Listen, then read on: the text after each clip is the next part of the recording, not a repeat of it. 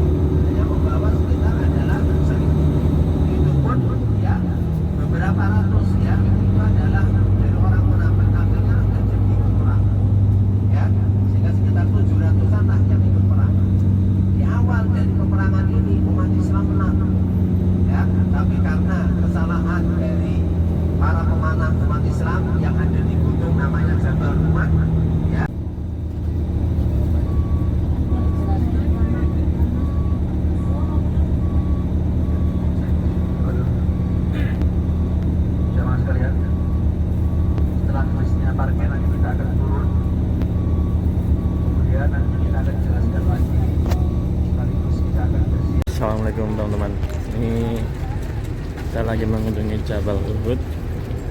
Kita jejak tur. Ini jam 8.07 waktu Arab. Ini udah panas banget di sini teman-teman. Gak kebayang kalau siang. Nikmat banget.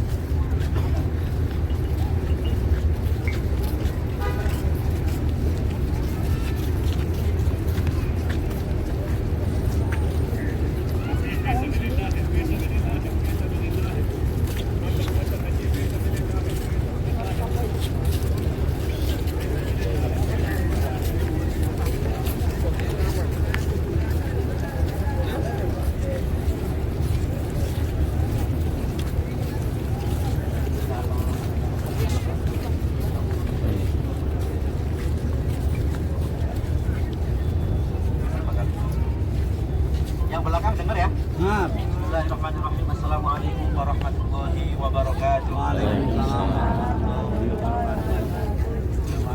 Sekarang kita sudah berada di mana? Inilah medan Uhud. Inilah tempat yang dulu Nabi bersama 700 melawan kaum kafir dari Makkah. 3.000 unta dibawa oleh orang kafir. Mereka nggak terima dengan kekalahan mereka ketika perang Badar. Kemudian 700 pasukan orang kafir lengkap dengan senjata perangnya, baju besi. Ditambah 200 pasukan berkuda dipimpin oleh siapa? Khalid bin Walid. Yang nanti kemudian sembunyi dulu dan menyerbu Jabal Rumat ini yang tadi dibilang sama Ustaz TL. Inilah Jabal Rumat. Rasul mengutus 50 sahabat Nabi yang pinter manah untuk standby di atas.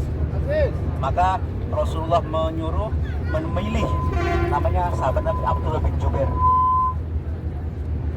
Engkau menjadi pimpinan pasukan manah ini. Apa wasiatnya Nabi? Jangan turun. Ini pesannya Nabi. Walaupun kalian sudah melihat kami sudah meninggal, sudah wafat, sampai ada gunung jenazah matokin jenazah kami. Itu pesannya Nabi. Maka ketika awal perang jemaah sekalian, selalunya zaman dulu perang itu dimulai dengan perang tanding. Ada duel dulu. 3 pasukan orang kafir pilihan melawan 3 orang kafir. 3 muslim, 3 kafir. Semuanya dimenangkan oleh orang muslim. Maka di awal perang itu mentalnya orang-orang Islam naik. Mereka kemudian semangat. Maka di awal perang semua dikuasai oleh orang Islam, termasuk berkat dari strategi Nabi yang mengutus 50 pemanah yang naik ke Jabal Rumat. Nanti kita kasih tahu sebelah sana. Maka orang awal perang itu orang kafir kocar kacir, tunggang langgang, meninggal kocar kacir. Ada unta yang membawa emas, perhiasan, sutra ditinggal semuanya. Mereka sudah lari kabur. Maka benar ada pasukan kuda yang dipimpin oleh Khalid itu belum ikut perang, melihat kok ada beberapa pasukan pemanah yang turun dari bukit panah itu. Maka Khalid mengatakan, itu tempat yang strategis, kenapa ditinggalkan oleh orang kafir? Dalam riwayat diceritakan orang Islam. Dalam riwayat diceritakan dari 50 itu tinggal 11 saja yang masih bertahan di atas bukit panah. Maka Abdullah bin Jubair mengingatkan, jangan turun. Ingat pesannya Rasul. Lalu mereka mengatakan apa? Itu kan kalau kita kalah. Jadi sekarang kita dalam keadaan menang. Kita mau mengumpulkan ghanimah. Kita akan mengumpulkan ghanimah dan nanti kita akan kumpulkan lagi. Kita serahkan kepada Rasulullah. Maka itu dilihat oleh Khalid bin Walid. Khalid itu ahli strategi perang, jemaah sekalian. Maka ketika tahu pos yang sangat strategis itu ditinggalkan oleh kaum muslimin, maka langsung diambil alih. Kudanya Khalid nggak bisa naik ke atas. Kenapa? Dulu lebih tinggi bukit panah itu, sekarang terkikis, sudah agak rendah. Maka Khalid keluar dari kudanya, menyuruh semuanya orang-orang kafir untuk melepaskan kudanya dan naik ke atas bukit panah dan memukul mundur pasukan orang Islam yang tinggal di atas itu. Maka terbalik situasinya. Akhirnya yang nongkrong di atas adalah orang-orang kafir, yang di bawah orang Islam akhirnya gantian. Mereka akhirnya kocar kacir. Perang Uhud itu jamaah sekalian, kata Rasulullah, dari Bunda Aisyah mengatakan, Bunda Aisyah naik sama Rasulullah, "Ya Rasulullah, selama engkau menjadi Rasul, itu apa sih ujian terberatnya?" Apa kata Rasulullah? Uhud. Itu adalah ujian terberat secara fisik, karena Nabi sampai berdarah-darah.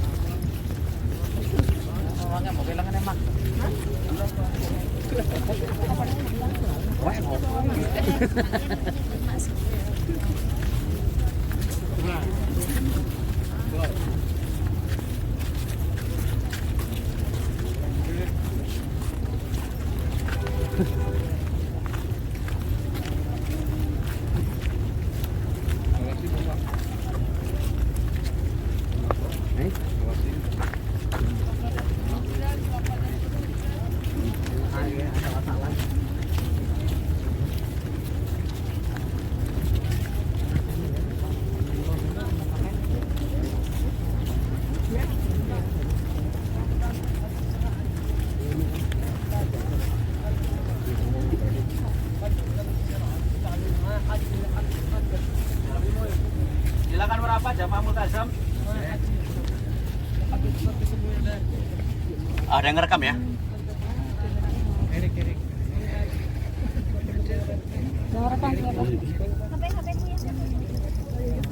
Oke jamaah sekalian, kita sudah sampai di pemakaman syuhada Uhud. Ada 70 sahabat Nabi yang wafat ketika pertempuran perang Uhud. Di sini tuh tempatnya, itu gunungnya, di sini medan Uhudnya, di sana itu lihat gunung yang agak tinggi, bukit, itulah Jabal Rumat atau Bukit Panah yang dulu menjadi saksi ya. Jamaah sekalian, kalau andai saja pasir di sini bisa ngomong, andaikan awan di sini bisa berbicara, andaikan debu-debu di sini bisa bertutur, mereka akan menuturkan bagaimana dahsyatnya pertempuran perang luar biasa. Dan kita kesini bukan untuk ngapa-ngapain ya, bukan untuk foto, selfie, apalagi yang lain. Kita akan berziarah ke pemakaman ini pahlawan orang Islam. Kata Rasulullah, tidak ada salam yang kita ucapkan kepada syuhada Uhud ini. Ada Hamzah, ada Handolah tadi, ada Mus'ab bin Umair dan lain-lain, kecuali salam-salam kita akan dijawab oleh beliau sampai hari kiamat. Ya, kita ziarah sebentar ya. Assalamualaikum. Assalamualaikum. Pelan-pelan, pelan-pelan. Ya syuhada Uhud. Ya syuhada Uhud. Assalamualaikum. Ya Hamzah. Assalamualaikum. Ya Mus'ab bin Umair. Assalamualaikum. Ya Handolah. Assalamualaikum. Bima sabartum. Fa ni'ma uqbad dar. Assalamualaikum ya ahli diyar minal mu'minin wal muslimin wa inna insyaallah bikum lahiqun, nas'alullaha lana wa lakum al-'afiyah. Allahumma lahum warhamhum wa'afi ma'fu anhum. Allahumma la tahrim ajrahum wa la taqina ba'dahum wa wa lahum. Allahumma ja'al qabrahum rawdatan min riyadil jannah wa la taj'al qabrahum rawdatan min rabbana atina fid dunya hasanah wa fil akhirati hasanah wa qina adzabannar. Nah itu ya, lihat ya, itu adalah Jabal Rumat yang tadi dikisahkan oleh Ustaz. Di situ dulu 50 sahabat Nabi naik ke atas, itu saksi bisu dulu Rasul bersama sahabatnya berjuang. 700 sahabat Nabi melawan 3.000 orang-orang kafir dari Makkah. Jadi kita dikubur jadi satu di situ. Ya, ini dulu nggak ada pagernya ya. Dulu kemudian ada banjir. Ya 70 yang meninggal, 70 bukan 700. Yang ikut 700, yang meninggal 70. Dan itu jumlah yang sama dengan korban orang-orang kafir ketika perang Badar. Makanya sih perang balas dendam ini. Di sini dulu nggak ada pagernya, terus dulu Madinah ada banjir, maka dipagerin, dilokalisir biar tahu di sinilah dulu pemakaman syuhada Uhud. Yang besar ini adalah pemakaman Sayyidus Syuhada. Ini Hamzah di sini. Yang lain nggak ada tandanya ya, maksudnya nggak diketahui. Di sini intinya semua jasad itu dikuburkan oleh orang-orang jadi satu. Yuk kita foto, kemudian kembali ke bus. Selamat siang teman-teman. Ini kita lagi touring lagi, pergi lagi ke Masjid Quba. Ini adalah masjid tertua yang dibangun oleh Rasulullah.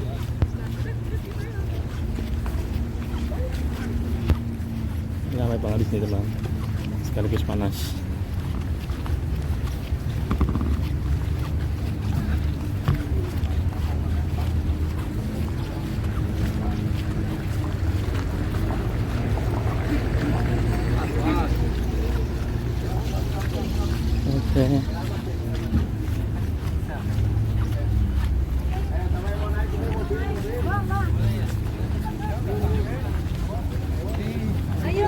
Kita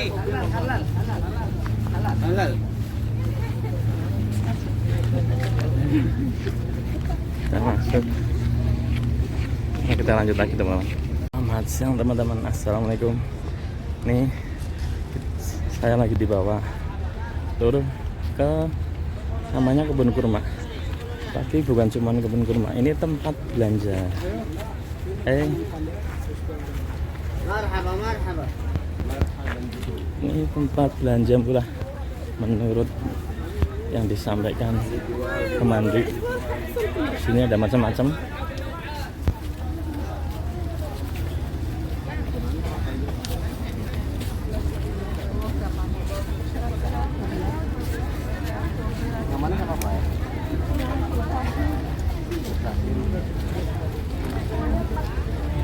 Ramai teman-teman. Kebun kurma.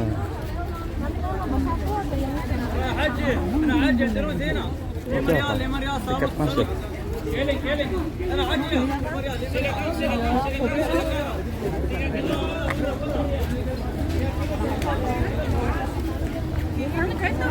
Oke, kita masuk ke dalam.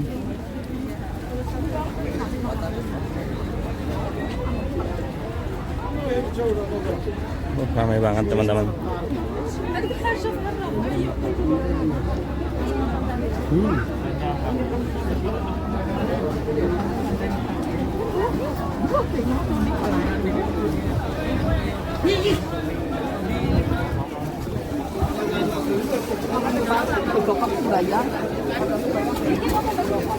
Ramai sekali teman-teman. Masya Allah. Oke, nanti kita lanjut. Matiin dulu. Oke, lanjut tadi di dalam nggak enak. Ini kita lanjut yang di luar. Ini beneran kebun kurma ya teman. Oh, kurma. Mau kemana? Yo.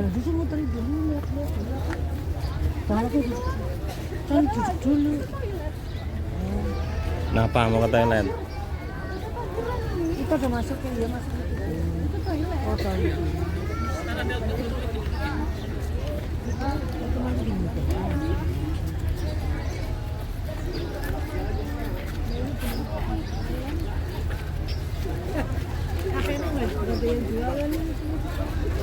Aku pengen masaknya kalau bara api ya. Hah? Itu masaknya sama bara api tapi pakai semalam ya. Ini nggak syuting kan, gawat tanah Arab, coba pakai plastik nih, asli Arab. Biar apa? Balik lagi. Kalau kenang-kenangan ya, siapa tahu bisa balik lagi. Tanah Arab. Astagfirullah.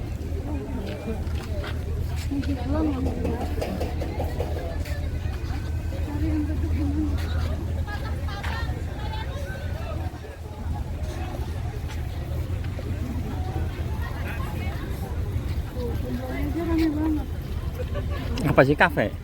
Jual bakso. Oh bakso.